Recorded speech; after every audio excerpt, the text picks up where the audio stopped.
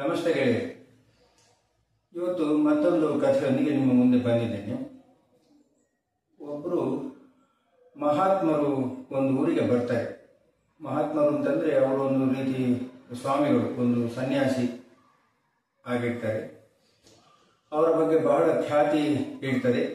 ಹಾಗೆ ಅವರು ಆ ಊರಿಗೆ ಬಂದಿದ್ದವಾಗ ಆ ಊರಿನ ಒಬ್ಬ ಅತ್ಯಂತ ಶ್ರೀಮಂತ ವರ್ತಕನಿಗೆ ಒಮ್ಮೆ ಈ ಸ್ವಾಮಿಗಳನ್ನು ಕಂಡು ಮಾತಾಡಿ ಬರಬೇಕು ಅಂತ ಹೇಳಿ ಅವನಿಗೆ ಅಭಿಲಾಷೆ ಉಂಟಾಗ್ತದೆ. ಅವನೇನು ಮಾಡ್ತಾನೆ, ಒಂದು ಗೊತ್ತು ಮಾಡಿದ ದಿನದಲ್ಲಿ ಅವನು ಸ್ವಾಮಿಗಳ ಸನ್ನಿಧಿಗೆ ಹೋಗಿ ಅವರನ್ನು ಕಾಣ್ತಾನೆ. ಅವರನ್ನು ಕಾಣುವಾಗ ಅವನಿಗೆ ಬಹಳ ಆಶ್ಚರ್ಯ ಆಗ್ತದೆ. ಇದು ಎಂಥ ಸನ್ಯಾಸಿ, ಇದು ಯಾವ ನಮೂನೆ ಸ್ವಾಮಿ ಮಾರ್ರೆ, ಬಂಗಾರದ ಸಿಂಹಾಸನದಲ್ಲಿ ಕೂತಿದ್ದಾರೆ, ಹಂಸತೂಲಿಕಾ ಕಲ್ಪದ ರೀತಿಯಲ್ಲಿ ಇದೆ, ಸುತ್ತ ಚಾಮರ ಬೀಸ್ತಾ ಇದ್ದಾರೆ, ಆಯ್ತಾ. ಆಮೇಲೆ ಒಳ್ಳೆ ಸುಸಜ್ಜಿತವಾದಂತಹ ಒಂದು ಆಶ್ರಮದ ವ್ಯವಸ್ಥೆ ಇದೆ. ಇವರ ಸುತ್ತ ಎಲ್ಲ ಬಹಳಷ್ಟು ಲಕ್ಸುರಿ ಐಟಮ್ಸೇ ಇದೆಯಲ್ಲ. ಇವರು ಯಾವ ತರ ಸನ್ಯಾಸಿ ಅಥವಾ ಯಾವ ರೀತಿಯ ಸ್ವಾಮಿ ಅಂತ ಹೇಳಿ ಇವನ ಮನಸ್ಸಿಗೆ ಒಂದು ಸಂಶಯ ಬಾಧಿಸ್ತದೆ. ಹಾಗೆ ಅವನ ಒಂದು ಸರದಿ ಬಂದಾಗ ಅವನು ಸ್ವಾಮಿಗಳಿಗೆ ವಂದನೆಯನ್ನು ಮಾಡಿ ಅವನ ಮನದಲ್ಲಿದ್ದಂತಹ ಈ ಸಂಶಯವನ್ನು ಕೇಳಿ ಬಿಡ್ತಾನೆ. ಸ್ವಾಮಿ, ನೀವು ಸರ್ವಸಂಗ ಪರಿತ್ಯಾಗಿ ಸ್ವಾಮಿಗಳು, ನೀವು ಸನ್ಯಾಸಿಗಳು, ಆದರೆ ನಿಮ್ಮ ಸುತ್ತ ವೈಭವೋಪೇತವಾದಂತಹ ಜೀವನವನ್ನೇ ನಾನು ಕಾಣ್ತಾ ಇದ್ದೇನಲ್ಲ. ವೈಭವೋಪೇತವಾದಂತಹ ಬದುಕಿಗೆ ಏನೆಲ್ಲ ಬೇಕು ಅದೆಲ್ಲವೂ ನಿಮ್ಮಲ್ಲಿದೆ ಅಂತ ಹೇಳ್ತಾರೆ. ಆಗ ಸ್ವಾಮಿಗಳು ಹೇಳ್ತಾರೆ, ಸರಿ, ಹಾಗಾದ್ರೆ ನಿನಗೆ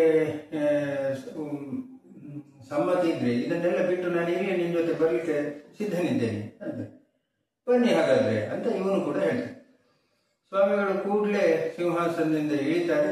ಬರಿಗಾಲಲ್ಲಿ ಅವರು ಇವನ ಜೊತೆ ನಡೀತಾ ಬರ್ತಾರೆ.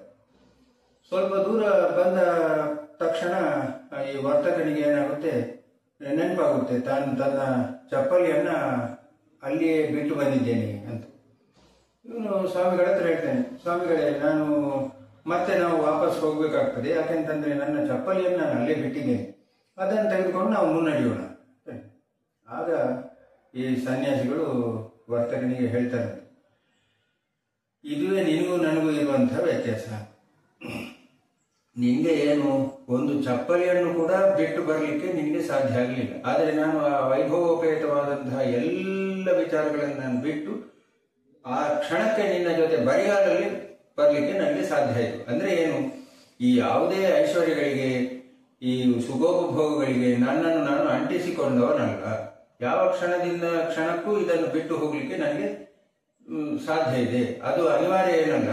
ಏನೋ ಭಕ್ತರು ಅವರ ಪ್ರೀತಿಗೆ ಕೊಡ್ತಾರೆ, ಅವರ ಸಂತೋಷಕ್ಕೆ ನಾನು ಆ ಸಿಂಹಾಸನದ ಮೇಲೆ ಕುಳಿತುಕೊಳ್ತೇನೆ ಅಷ್ಟೇ ಹೊರತು ನನಗೆ ಅದರಿಂದ ಲವಲೇಶ ಮಾತ್ರದ ಉಪಯೋಗ ಇಲ್ಲ, ನನಗೆ ಅದು ಬೇಕಾಗಿಯೂ ಇಲ್ಲ. ನಾನು ಬರುವಾಗಲೂ ನಿನ್ನ ಮುಂದೆ ಹೇಳಿದೆ ತಾನೆ, ಇದನ್ನೆಲ್ಲ ಯಾರಿಗೆ ಸಾಧ್ಯ ಅರ್ಹರು ಯಾರಿದ್ದಾರೆ ಅವರಿಗೆಲ್ಲ ಕೊಟ್ಟು ಬಿಡಿ ಅಂತ.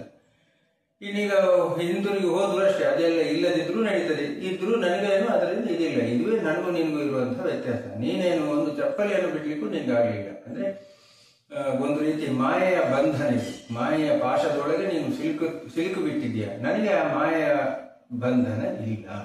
ಇದುವೇ ನನಗೂ ನಿನಗೂ ಇರುವಂತಹ ವ್ಯತ್ಯಾಸ ಅಂತ ಹೇಳ್ತಾರೆ. ಅಂದ್ರೆ ಈ ಕಥೆಯಿಂದ ನಾವು ತಿಳ್ಕೊಳ್ಬೇಕಾದ್ದು ಏನು ಅಂತಂದ್ರೆ, ಈ ಮಾಯೆಯ ಬಂಧನ ಅಂದ್ರೆ ಈ ಮೋಹಪಾಶ, ಈ ಮಾಯೆ, ಇದೆಲ್ಲ ಇದು ನನ್ನದು, ಇದು ನನಗೆ ಬೇಕು, ನಾನು ಇನ್ನಷ್ಟು ಸಂಪಾದನೆ ಮಾಡಬೇಕು, ಹಾಗೆ ಹೀಗೆ ಅನ್ನುವಂಥದ್ದೇನಿದೆ ಅದು ಒಂದು ಇತಿಮಿತಿಯಲ್ಲಿದ್ರೆ ಒಳ್ಳೆಯದು. ಅದು ಇತಿಮಿತಿ ದಾಟುವಂಥದ್ದು ನಾವು ಗೃಹಸ್ಥರಿಗೆ ಒಳ್ಳೆಯದಲ್ಲ. ಸರ್ವಸಂಗ ಪರಿತ್ಯಾಗಿಗಳಂತೂ ಬಿಡಿ, ಅವರು ಅದಕ್ಕೆ ಅಂಟಿಕೊಂಡವರಲ್ಲ ಅಂತ ಅವರು ಹೇಳ್ತಾರೆ, ನಾವು ಅದನ್ನು ನಂಬ್ತೇವೆ. ಇದು ಇವತ್ತಿನ ಕಥೆ. ನಾನು ಕಟೀಲು ಸಿಕ್ಲ ರಂಗನಾಥರಾವ್. ವಂದನೆಗಳು ಗೆಳೆಯರೆ.